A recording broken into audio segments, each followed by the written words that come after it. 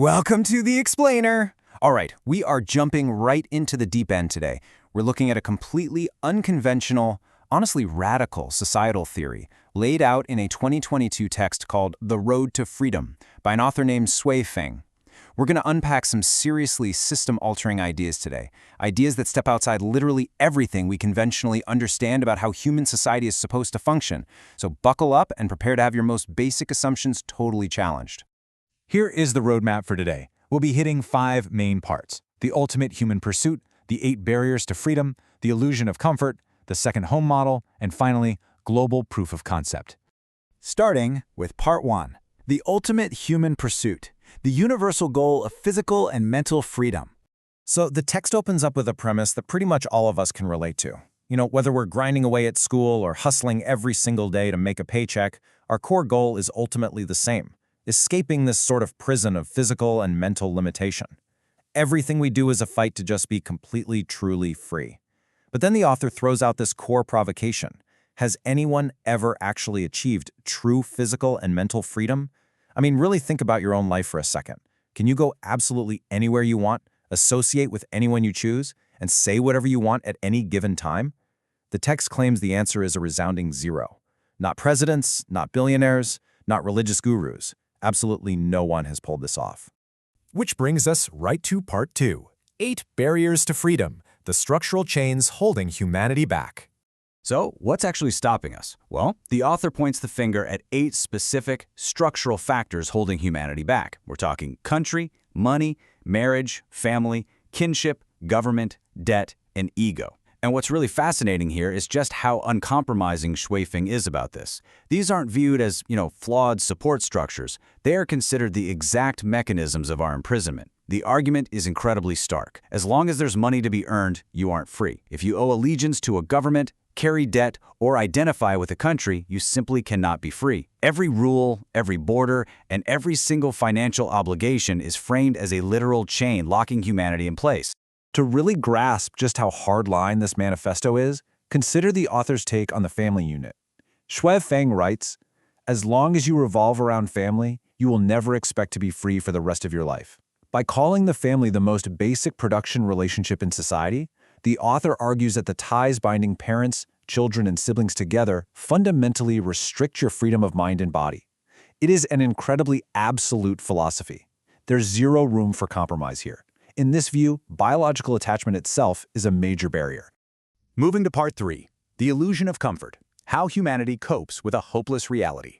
So, if we're all permanently trapped by these 8 barriers, how are we dealing with it? The text identifies 2 primary coping mechanisms. First up is spiritual comfort.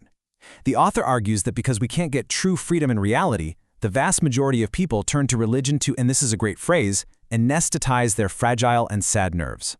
Basically just living on the hope of a better afterlife. The second mechanism is conventional thinking. This is where our own rationality actually paralyzes us. We're too emotional, right? Too tied to our affections. We literally cannot accept the idea of losing things like our family or our country, which makes it impossible to break our own chains. We stay comfortable in our familiar prisons because the alternative is just too terrifying to even imagine. And naturally, that leads directly to the obvious practical question. Without money, government, or family, how would human society actually operate? Shui Feng totally acknowledges these exact questions that skeptics are going to immediately have. Like, if there's no country, who protects me from invaders? No government?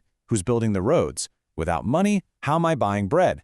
The author points out that our conventional minds get flooded with 10,000 what-to-dos the second we even try to imagine tearing these systems down. Which takes us to Part 4, the second home model, a radical blueprint for a new society.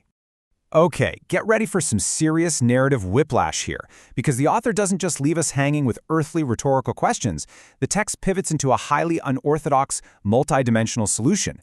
And the crucial number here is 20. Shui Feng claims to have personally entered 20 superimposed, intersecting time-space worlds in a quest to find a solution for humanity's lack of freedom. It's within these interconnected realms, way outside our conventional reality, that the author claims to have finally uncovered the answer. And that answer was supposedly found in a specific realm called the Thousand-Year World. According to the text, this is the time-space realm that's closest to human life, but crucially, It's a place where those 8 structural barriers we just talked about, country, money, marriage, family, they simply do not exist. Instead, the inhabitants there live beautifully with complete physical and mental freedom. They are totally unburdened by all the stuff that weighs us down here on Earth. So the goal then became practical application, and that is defined in the text as the second home. Xue Feng decided to literally copy the life mode of that thousand-year world directly into the human world, creating a brand new production and life mode that's fundamentally opposed to our traditional ways. It's essentially an attempt to download an interdimensional utopian society straight onto Earth. It strips away the nuclear family, personal wealth, national borders, the whole shebang, and attempts to replace them with this imported model of ultimate liberation. Now, what makes this manifesto truly wild is that it claims this is not just some thought experiment. As of the text writing back in November 2022, this second home life mode had already been running in the real world for 13 years. It officially kicked off as an experimental physical community back in April 2009. So we aren't just talking about a theoretical paper here. We're talking about a functioning social experiment designed to test if humans can actually live outside these deeply ingrained systems over the long haul. And the reported results of that 13-year experiment are pretty staggering. According to Zifeng, 95% of those who have actually lived in this second home model have been completely happy with this way of life. The text uses this massive data point as concrete proof to declare that humans truly can thrive at the highest realm of life without countries, without marriages, and without traditional families holding them back. It totally pushes back against the whole idea that humanity naturally needs governments or personal wealth to find satisfaction and purpose. And finally, Part 5. Global proof of concept, validating the model across the world. But does this actually work outside of a localized, isolated bubble? Well, to confirm the experiment works globally, Xue Feng cites some really extensive travel and anthropological observation. We are talking decades spent observing in Asia, over 10 years in Africa, more than 5 years in the Americas, months spent hanging out with indigenous tribes in Australia, and in the last 5 years, deep contacts with over 2,000 people in Europe. There were also specific community exchanges in Japan with the Konohana family and visits to communities in Canada. Based on this massive web of global interaction, the author feels completely certain that the second home mode isn't just a cultural fluke. It fundamentally works for anyone, anywhere, regardless of their background.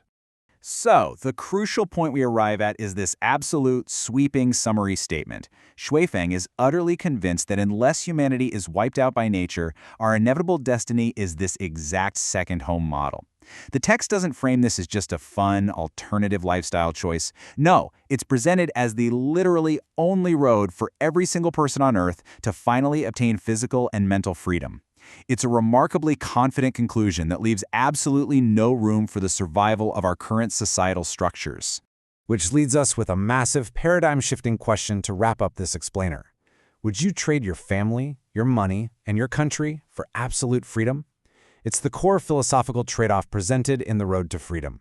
It demands a total deconstruction of everything we conventionally know and rely on, all exchanged for the promise of a life completely without chains. What a fascinating, radical concept to unpack.